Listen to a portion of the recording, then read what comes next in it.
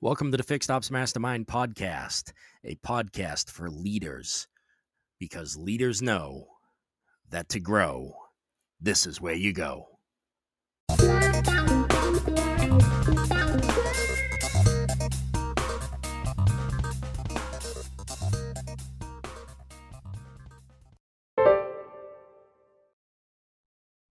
It's season 6 of the KPI Cafe, and we're talking everything fixed ops. That's right, we're back. It's season 6, episode 1. We're going to be talking about all things fixed ops. You're probably wondering what's going on here.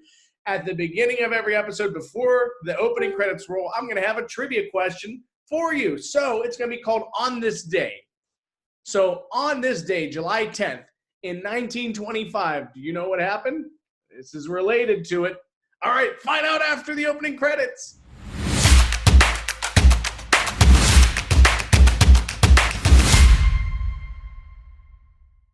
All right, welcome back, everybody. It's the KPI Cafe. I'm glad you're back with me. What happened on this day, July 10th, in 1925? Do you know?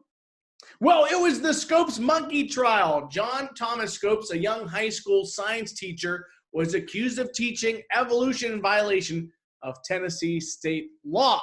And that's exactly what we're going to be talking about today, is the evolution of a dealership's fixed operations. So everything evolves. Digital marketing evolves. Remember, you used to just have the flash player websites for your dealership, right? And then there was SEO, keyword stuffing. And then it became more about just writing, creating content for based on consumer intent and volume and demand, search queries. You know, it used to just be you just had to be on Facebook. Now it's really to compete. You have to run ads. You know, paid search evolved. Now there's responsive search ads, expanded text ads. So everything, you know, television, now it's programmatic media, OTT. Everything evolves.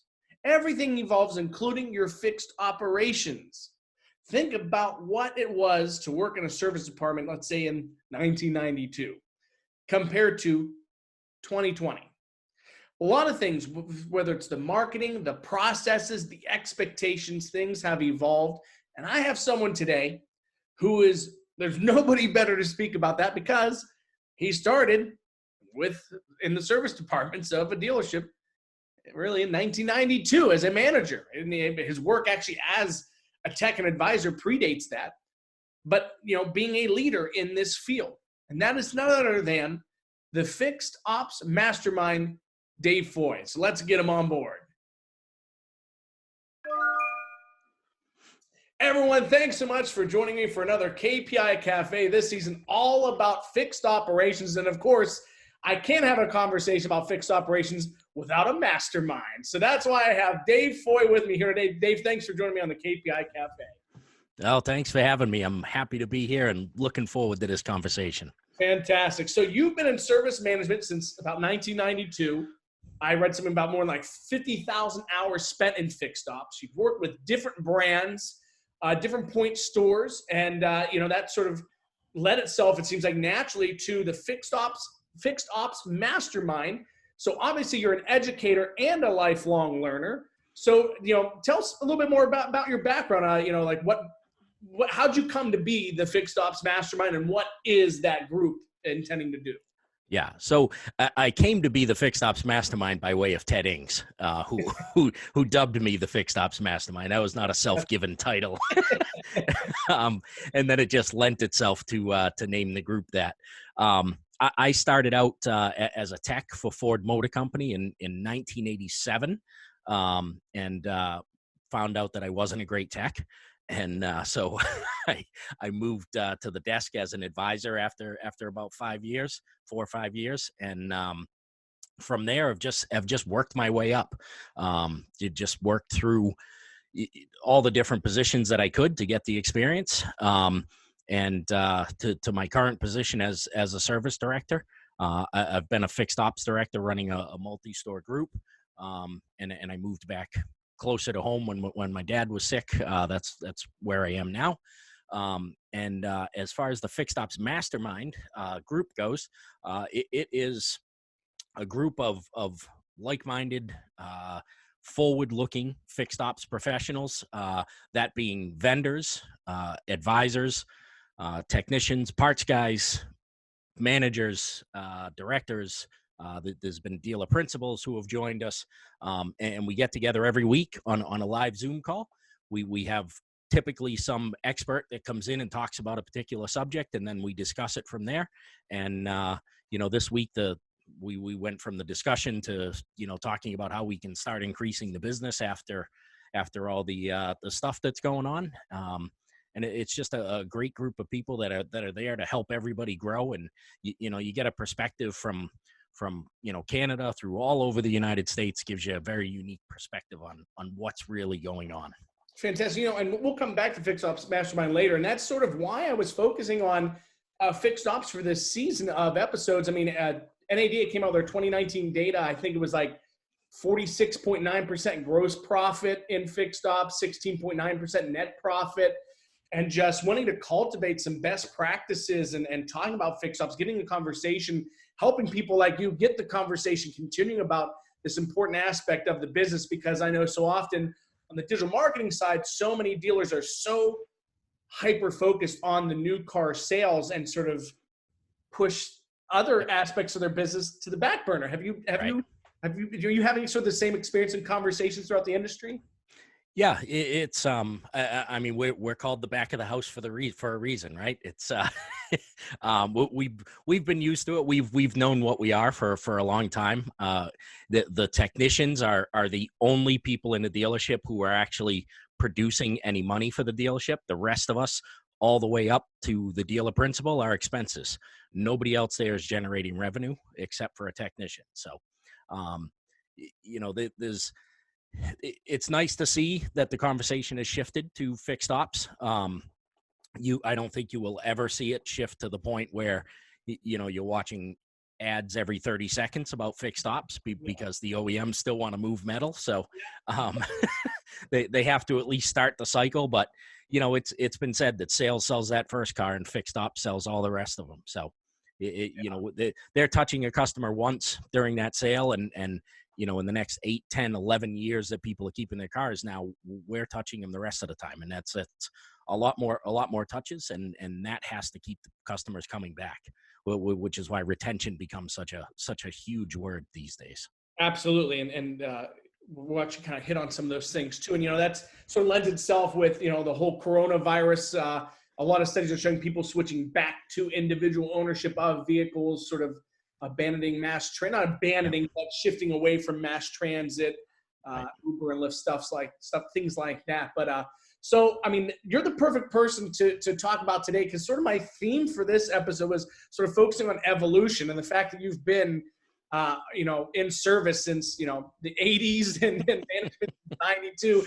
I'm certain you've seen a lot of change over the years. So that sort of lends itself to sort of the first question. So, speaking about evolving in digital marketing, we're watching consumer behaviors and needs change. Everything evolves. The way people interact with dealerships, the touch points, like how you're referring to different touch points. So over the course of your career, how has automotive retail's fixed operations changed or evolved? Wow, that's a long road from 1987, I can tell you. It's I still joke when the first place that I was an advisor, when I started there, they had just won their first President's Award. It was a Ford store. They had just won their first President's Award. And we won the next 9 years in a row. So they won it 10 years in a row. And I look back at how we treated customers back then, and we would get killed on surveys if we treated customers like that now. There was no service drive. People came in, they didn't have their mileage. You asked them to go back out and get their mileage off of their car. So now they're going back out. Didn't matter whether it was raining, snowing, whatever it was. There was no way as advisors for us to get from the desk outside the door that they just came in. The building wasn't built that way. We had to go out and all the way around. So, the treatment of a customer and the going back to that retention word, learning that retention is what it's all about, and that you have to keep the customers coming back. That's one of the biggest changes that is happening in fixed ops, taking care of that customer and making sure that they want to come back to see you. Not that they have to, that they want to come back to your dealership, not because it's the closest, not because that their brother works in sales, that they want to come back there because you gave them a good experience.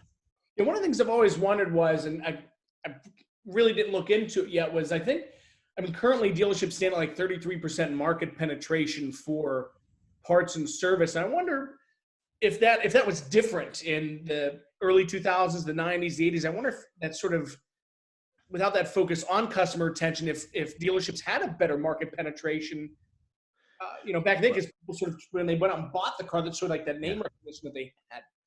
Yeah. So, I don't have any numbers to back up what I'm about to say, but I would say they had a better penetration simply because you didn't have the Jiffy Lubes of the world. I mean, Jiffy Lube was around, but it's nowhere near the size that it is now. You didn't have all those other stores. There weren't part stores on every corner to be able to give a customer that option to go somewhere else if you didn't treat them well. They didn't really have that option. They kind of had to come back to you, or they had to go to the mom and pop shop. And that was really it. They didn't have all those quick options to get tires, and they also weren't bombarded, with advertisements from those places to come and join them. So I would say that the market penetration of a dealership was probably much better back then, but not because of that the dealers were doing anything good. It was because of lack of competition. I gotcha. So, I've never worked in a fixed ops. I never worked in parts and service. And, so that's why I have the experts come on and talk about it. So the phrasing the questions, maybe if we need to rework it, but really, like, if we're talking about customer retention and, the more that there's compression in gross profit margins for new vehicles, I feel like there's going to be more of an emphasis on holistic marketing, making sure that your fixed ops, like we said, even sort of before we started recording, or maybe a bit after. My memory's terrible, but we're talking about, we're probably going to see that shift where, fixed ops is the primary marketing avenue or source, but having more of a balance. So, to help create that balance, to help people understand the importance of their fixed ops, if they're not quite on board with that yet, what do like dealer principals or general managers, so forth, need to be aware about their fixed operations in terms of the benefits to their dealership as a holistic operation? Yeah. So, the first thing is what we did talk about, which was the fact that fixed ops is going to touch that customer typically twice every year for the next 8 to 11 years. So, that's a lot of touch points with that customer to keep them a customer, so that when they do go to buy another car, you're the obvious choice for them to purchase a car, which in the overall umbrella of everything, that now helps the dealership's cost of customer acquisition lower, because you already have them. You don't have to go out and acquire a new customer. And that's probably the biggest thing, is the fact that if service can keep retention high, then that can help keep costs in the other departments much lower.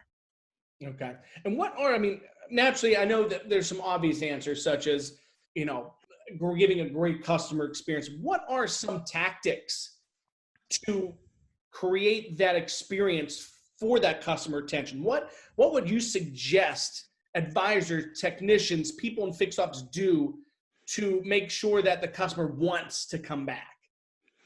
Yeah, so that's all summed up under one word, and it's trust.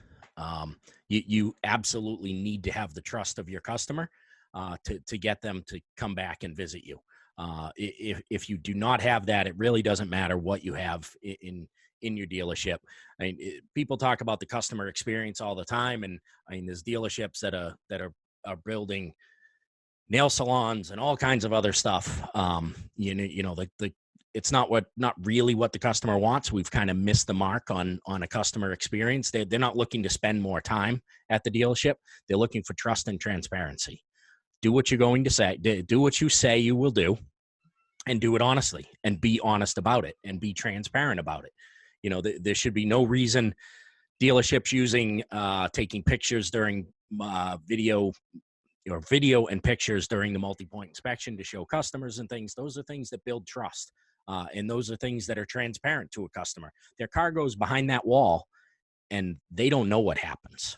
And so like any normal human being, when you don't know what's going on, your mind is going to tend to the negative side of things.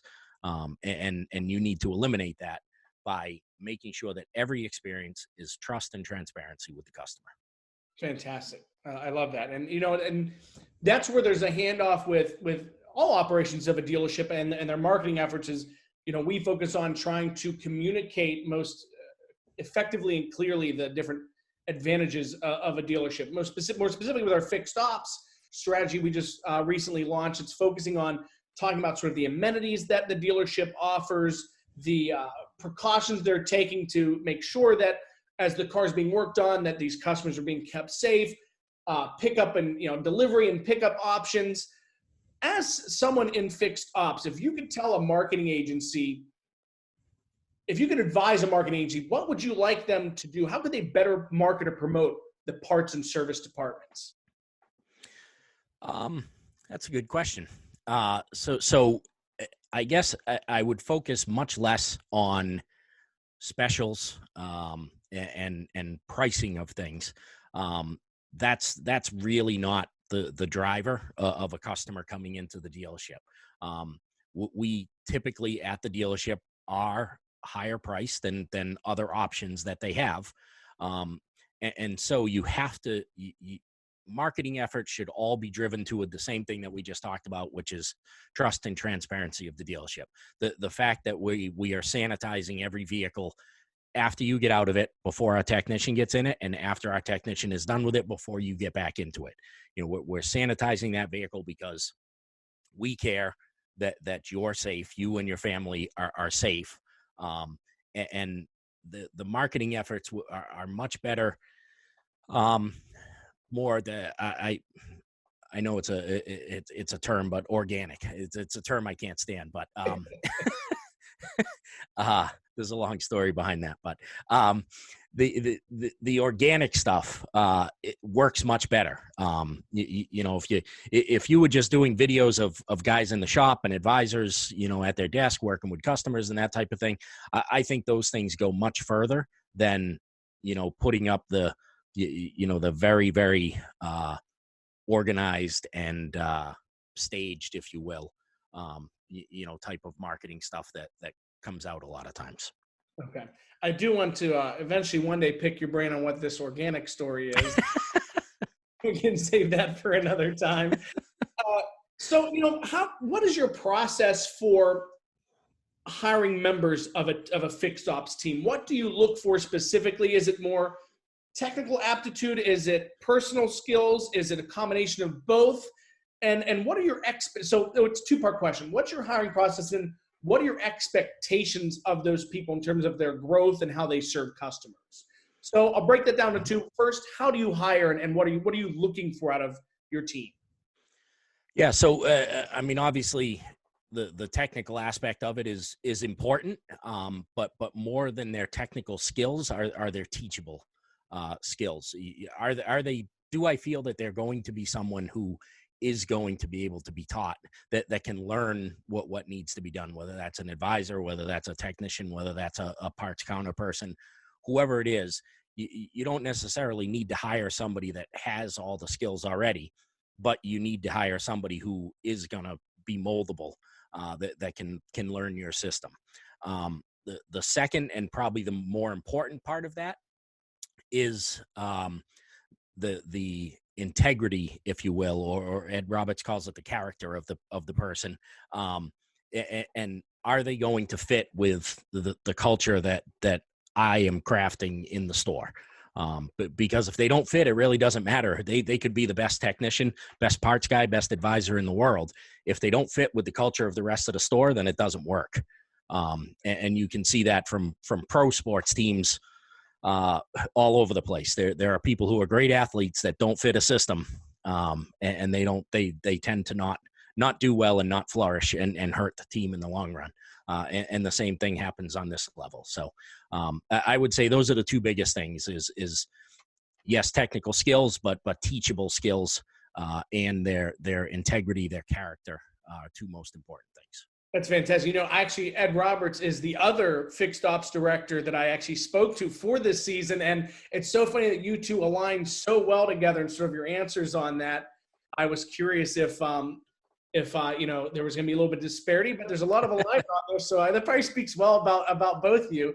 So the second part of that is, how do you benchmark growth, and what are like your expectations for those team members, and in terms of how they service customers? Yeah. So during the hiring process, I try to be upfront about my expectations for where I expect them to go. I'm not trying to hire somebody for a job. I'm trying to hire somebody who wants a career. There are certainly some great service advisors out there who do this for a job, that don't intend on it being a career. And those aren't the people that I want on my team. I want the people who are taking this employment and taking it seriously and looking to, how can I grow in the future? And I want to be able to give them that path to growth. And I do the same thing, you know, all the way down to when we're hiring valets. You know, obviously it's not the most technical job in the dealership, but it's the start. So you understand the culture, you understand, you know, what's expected of you here. And from there, this is where we expect you to be. We expect you 6 months from now to be doing this, a year from now to be, you know, to be at this level. And, you know, you can move up from there, whether it's you want to take the advisor path, whether you want to take the technician path, whichever path it is you want to take. But those expectations are set up front so that there is no coming back 8 months later and saying, well, I had no idea you wanted me to, you know, take 100 online courses. That's not in my future. Yeah. Great. And sort of a last thought from you is, so Ed and I talked about sort of the way they have things structured at Bozard. What's like your ideal team structure in a fixed operations? Like if you could have just whatever you wanted, what would a fixed operations team look like and feel like? Wow. Utopia. Yeah, we're going in all the world with all the divisiveness and all the things that are going on. I want to hear your utopia in the fixed. Yeah. That's terrific. I'd love to work at Utopia Ford. That'd be awesome.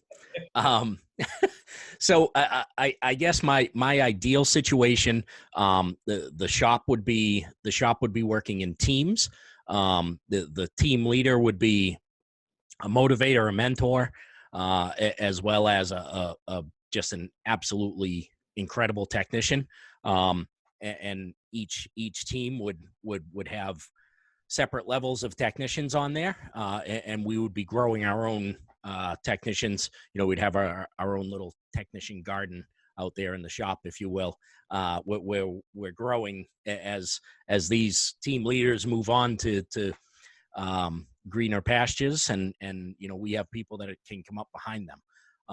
As far as advisors at my Utopia dealership, I would want advisors. And then this actually goes for anybody in that dealership. I would envision everybody that cares about one thing, and that's taking care of that customer. That would be their sole focus throughout the day, is to do what's right for the customer. I guess actually you could probably sum that whole thing up with just that. I would have a dealership full of people that just want to take care of the customer, do what's right for that customer, and that would be an amazing place. Fantastic. Well, Dave, before we close out, I want to, like I said, I was going to circle back to the Fixed Ops Mastermind. How can people get connected with that network? How can they engage with you, and how can they start getting the insights from that group that you've been building?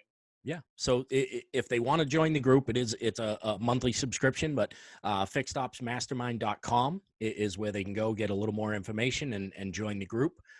If they wish, you can follow me on LinkedIn. I think it's Dave Foy. Even is it Dave Foy or David Foy? I believe it's Dave Foy. Well, so I'm pretty sure that's it. All right. So they can follow me on LinkedIn, Facebook. There is a Fixed Ops Mastermind group on Facebook.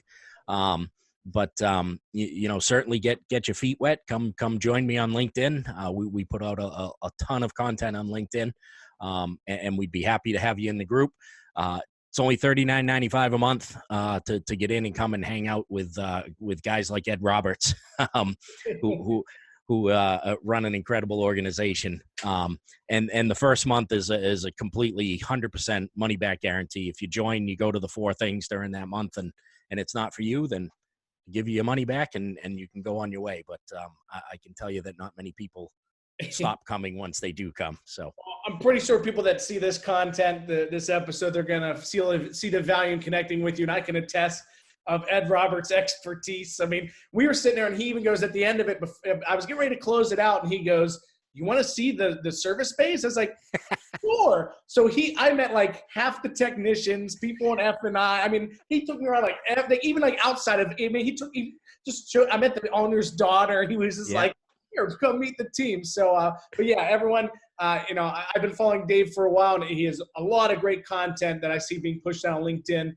I definitely want to check out more of the Fixed Ops Mastermind. And if you got people like Ed Roberts, definitely, I can tell there's value right there between the two of you, let alone everyone else you bring in. So, Dave, I really appreciate you lending me some time tonight. And thanks for joining me. Great. Thank you for having me. It was a lot of fun. Absolutely. All right, everyone. Thanks for joining us, and I'll see you next time. All right, everyone. That was great. A lot of things have changed. A lot of insights given from Dave. I hope you found it as insightful and beneficial as I have today. I, having never worked in fixed ops as a tech advisor, manager, found that to be really interesting on how things have changed for Dave from his perspective from 86, 92 up until today, still in the industry. So thank you again, Dave, for that. Everyone, next time, next it's going to be on July 13th. We're going to have Sean Armorer on to talk about strategies to drive more service visits. So I hope you join me on July 13th for some continued insights on your fixed operations. Thanks so much, everyone. Thanks for joining us on another episode of the Fixed Ops Mastermind, where leaders go to grow. Don't forget to rate and review us on iTunes. Help us to get this podcast out to more people. Subscribe on your favorite podcast app and look out for new episodes. Thanks for joining us.